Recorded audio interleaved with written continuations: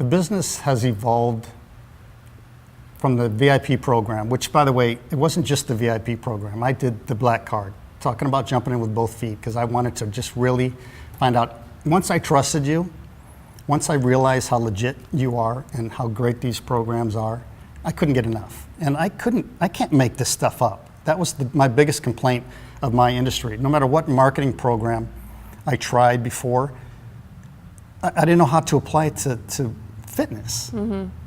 And so I would brag about NPE saying, we've never had this in our industry before.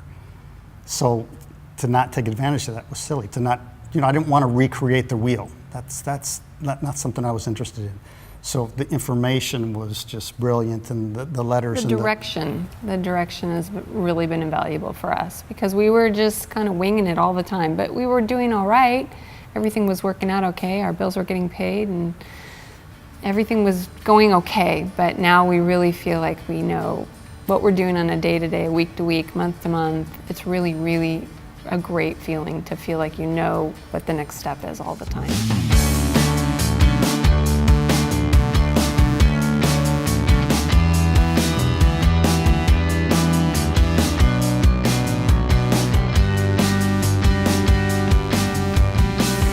I'm Paul Fetters.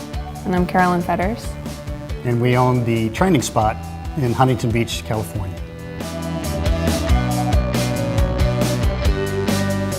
The way I got started as a trainer out of Gold's Gym in Venice was in the gym that if I saw someone struggling, I would say, hey, maybe you should do this and help yourself in there with this gal. And she goes, you know what, I don't have a clue what I'm doing. And she says, can you help me? And I said, well, I'll be happy to help you when I'm here, but I've got a job and I barely have time for my own training. She goes, well, how about if I give you $40 to come in? I'm like, when would you like me here? And she was a client for 9 years. When I got 3 clients, I was making more money than my 40-hour-a-week job, and I realized early on that that's where I'm happiest, in the gym. Yeah, I worked at the coffee shop when I was at UCLA, and I was a rower. I rowed crew. And Paul was a consistent customer, and so he started talking to me, and he offered to train me one day. So I ended up training with him, and he said, I know you'll be thinking about me for the next few days. And I went, what's that all about? And sure enough, I couldn't walk for the next few days, so I really understood what he meant after that. I think it was in 1991 when we started having kids, but then we had 3 kids already, and we knew that we needed to move to Orange County, where Carolyn grew up, because the school system was better. So we made that move. And so for 5 years, I drove back and forth to Gold's Gym from Huntington Beach. And I kind of saw the writing on the wall around that time when the gyms were charging a monthly for the trainers to work out of there. And then once the owners started to see how much money the trainers were making, then they started to get a little bit greedy. So I knew it was coming, so I started buying equipment, I put it in storage. So sure enough, the gym owner comes to me and he says, starting Monday, you don't get to train here anymore, but I'll take care of your clients for you. I'll buy your clients for you, whatever. I went home, I said, here's that day. So over the weekend, we literally stripped our garage to the studs. Mm-hmm. I put in a window in the back, I put a vent in the roof. We got some rubber mats that somebody was throwing away. Mm-hmm. I remember I stuck it in the back of my truck and rolled that out, brought the equipment out of storage. And Monday, all my clients, I said, come to my house. And it was a blessing. They loved it. And I got to see my kids go to school, and it was a great little gym. Yeah, it worked out really well. We did that for about 5 years. Yeah, 5 solid years until we outgrew our neighborhood and our garage. Growing up in the gym, well, like you said, started in the garage. We have clients to this day who have seen me leave for 4th grade, Yeah. My dad pulls my bike out of the garage, sits it there, and all the clients, wave me off.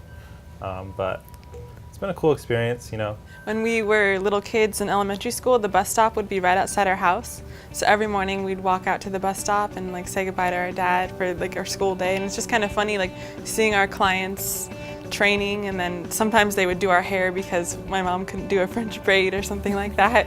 So we kind of grew pretty personal relationships with some of the clients, and it was just pretty funny. So we went from a 400 square foot garage to a 1,200 square foot, which was still small, but it felt fabulous. 10 years later, we took the space next door and we went from 1,200 square feet to 3,000 square feet. Although before that 10 years came up, we opened up a second gym that we've had now for 5 years. So it's just been this progress that's been fabulous, and each level has brought us more success. And at the base of it is how we deal with our people and when they come into us, and how we embrace them as a family and they feel like it's a family, and we just really take care of the people. First thing you have to understand is, now that we know all our numbers, we didn't realize how little we were keeping track. Like, I knew I had a lot of customers.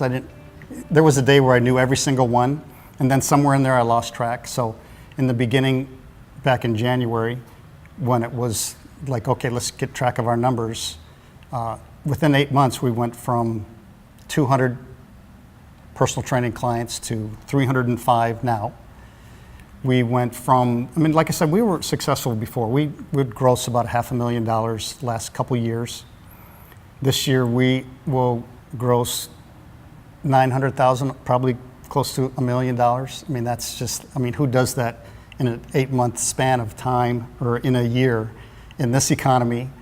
But it just shows you that's what those tools did. So our roles have evolved this year dramatically as well, where we had, Carolyn was in one gym most of the time, I was in the other. There were 3 trainers, so there were 5 of us total.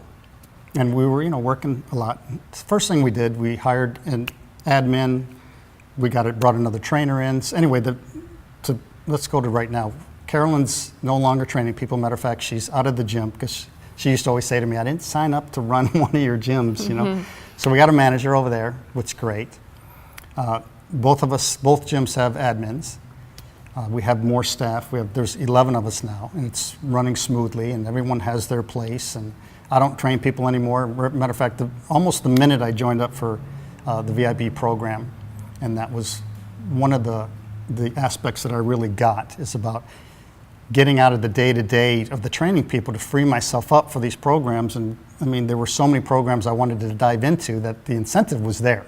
It's like, okay, I got to do this, because I can't wait to dive into these programs and help us grow. So that's what I did. So immediately I got out of that, and I went from doing that full-time for 27 years to not doing it at all. You have to remove your ego. Like, I know when Paul stopped training clients, there was a little bit of withdrawal for you, because not only is it your ego, but you care about those people, ideally, that you want to make sure that the next trainer is going to take just as good a care of them as you have been, and you're not quite sure if they're going to be able to do the same stellar job that you did. And I think stepping out of that, allowing yourself to take care of your business, and having that person being taken care of by a trainer that obviously you must think is a good enough trainer that you hired them, I think that's super important, because if not, how else are you going to grow? You'll just never grow training clients day in and day out. You have to step back. Define what it is that you want to do in this business. Understand what your role is, and follow through with that. Don't get caught up in trying to do a lot of the little things. Oversee it, set it up so that it runs smoothly, and not try to recreate the wheel. I mean, NPE was a win-win for us.